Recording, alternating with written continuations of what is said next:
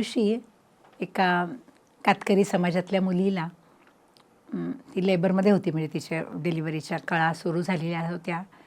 ती काहीतरी प्रॉब्लेम होता म्हणून तिला सरकारी दवाखान्यातनं माझ्याकडे आणलं होतं. तर मी तिला तपासायला गेले.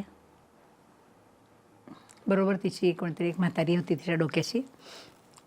तर मी हातात नेहमी आपण ग्लोव्ज घालतो तसे घातले आणि बरोबर माझी कोण असिस्टंट मुलगी असते तिला म्हटलं की बाबा हे हिला पोझिशन दे, मी जरा चेक करते. तर ती कातकरीण ती पोरगी मला म्हणली, काय हो सारखं तिकडं तिकडं माझ्या तपासात नको तिथं काय हात लावता? म्हटलं नको तिथे हात म्हणजे काय, आता तुझे बाळ बाहेर येणार ना तुझं पोटातलं, मग तपासायला नको? म्हणते हे काय म्हणे, मगाचपासून असंच लावलं आहे, तिकडे गेले ते तिथं पण तसंच, आता तुम्ही बी तसंच करायला लागलेत. म्हटलं तसंच म्हणजे काय, तर मी चेक करते ना तुला किती वेळ लागणार आहे, काय झालं आहे. मग तिथं कशाला? म्हटलं तिथं कशाला म्हणजे तिथनंच मूल बाहेर येणार तुझं, तिथं म्हणजे काय? काय बा बोलता?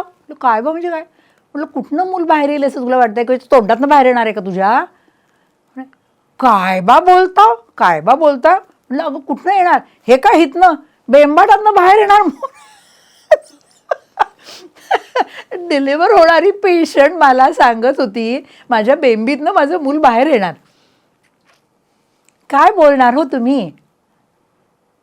तेव्हा त्याच्यातला हास्याचा भाग सोडा, पण याच्यातून एक प्रश्न डोळ्यासमोर उभा राहतो की याच्याबद्दलचं शास्त्रीय योग्य माहिती आणि प्रशिक्षण ही गरज आहे ना हो. आपल्या समाजामध्ये मुलामुलींची लग्न होतात, पण त्याच्याबद्दलची त्यांना माहिती काहीही नसते. कुटुंब नियोजन म्हणजे काय त्याच्याबद्दल काही धड माहिती नसते. कुठल्या तरी जाहिरातींमधनं काहीतरी मूर्खासारखं दाखवतात आणि तेवढीच माहिती त्यांना फक्त असते. आणि त्याच्यातनं होतं काय, लग्न झालं, दिवस गेले की मग त्यांना डॉक्टरची आठवण होते. मग डॉक्टरकडे घेऊन येणार नवरा लाजत लाजत लाजत, नाही ते काय आहे तिचे जरा ना पाळी चुकले. बरं मग नाही ते आत्ता सध्या नको आहे हो. का रे बाबा? नाही ते काय जॉब नाही आहे ना सध्या. कारणं वेगळी वेगळी असतात. कोणाला जॉब नसतो म्हणून, कोणाला मुख्य कारण म्हणजे हे सुद्धा हास्यास्पद आहे, पण आहे हे असं आहे समाजामध्ये की नाही आत्ताच लग्न झाले ना, 2च महिने झालेत. तर बायका सगळे हसतात, गावातली लोकं हसतात, म्हणत हे काय लग्न आता झालं लगेच हिला कसं काय, वर्षाच्या आत पोर कसं झालं? म्हटलं म्हणजे काय मूल होण्यासाठी काही वेगळा प्रकार करतात, मी मूल न होण्यासाठी काय वेगळा करता का? म्हटलं जी माणसं हसतात त्यांना म्हणा तुम्हाला मुलं कशी झाली, हे काय बोलायचं म्हणजे ह्या म्हणण्याला काय अर्थ आहे का? हे कारण व्हॅलिड आहे का मला सांगा, की गाव हसतं म्हणून मला आत्ता मूल नको? म्हटलं मग ही सगळी अक्कल तुम्हाला लग्नाच्या आधी का नाही आहेत? तुम्ही या गोष्टी नाही ते बोलायचं नाही ना. पण तर ह्याला दुसरं कारण असं सांगतात की नाही आता ना आमच्या घरात पूजा आहे, आम्हाला पूजेला बसायला परवानगी नाही कारण बाई गर्भार आहे. दुसरं म्हणतं आता म्हणजे दीराचं लग्न आहे, तिथे आम्हाला बसायचं आहे पूजेला, मग ते हे आम्हाला बसू देत नाहीत तिथले गुरुजी. म्हणतात ही दिवस गेलेल्या बाईने पूजेला नाही बसायचं.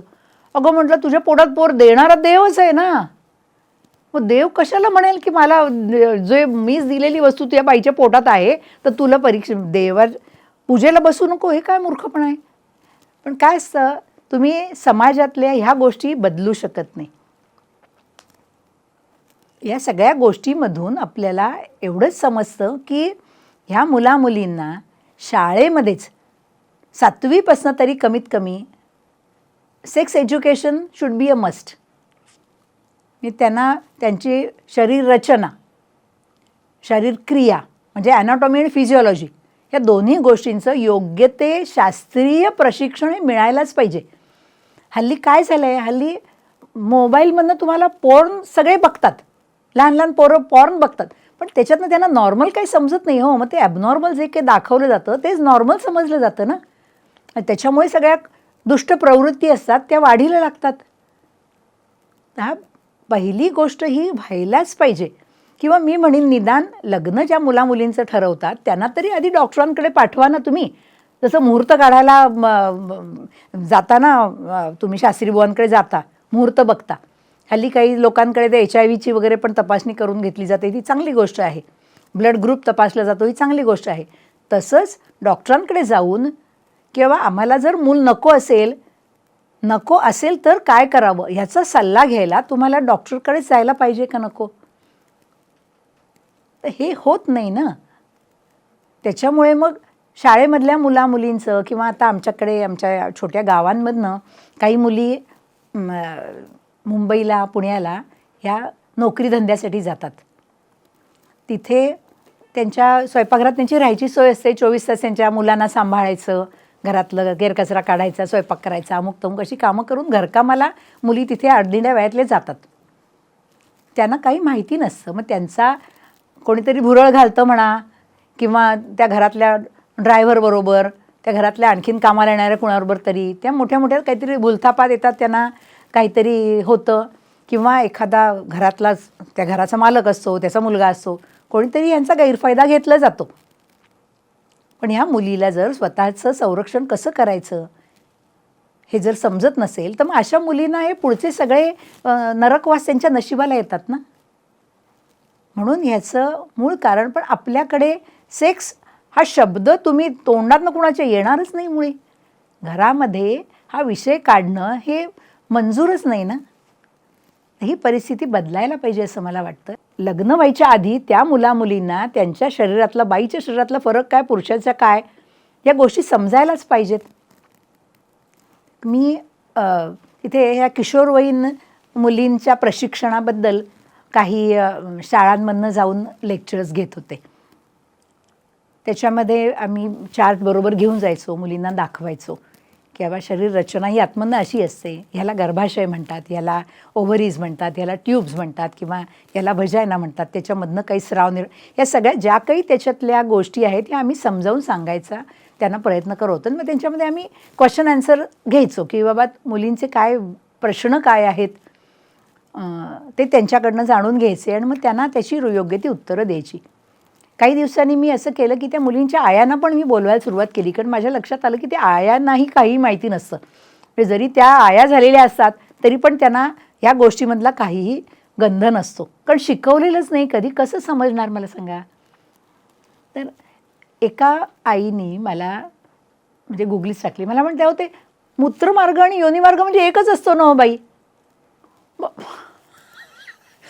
ह्याच्यात हसायची गोष्ट नाही, पण इतका अशिक्षितपणा ह्या पर्टिक्युलर विषयाबद्दल जर पालकांच्या सुद्धा मनात असेल तर त्या मुलींनी कुठे जायचं.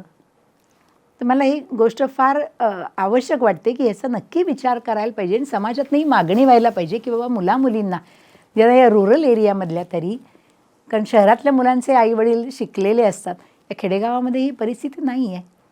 तर त्यांना हे नक्की प्रशिक्षण आणि मुख्य म्हणजे कुटुंब नियोजनाचं. प्रत्येक स्त्रीला तिला मूल कधी पाहिजे आणि कधी नको ह्याचा हक्क बाईलाच असला पाहिजे, कारण ते तिच्यावर थोपलं जातं, नेहमी तिच्यावर लादलं जातं. आणि नको असलेलं सुद्धा मूल तिला ते घ्यायलाच लागतं.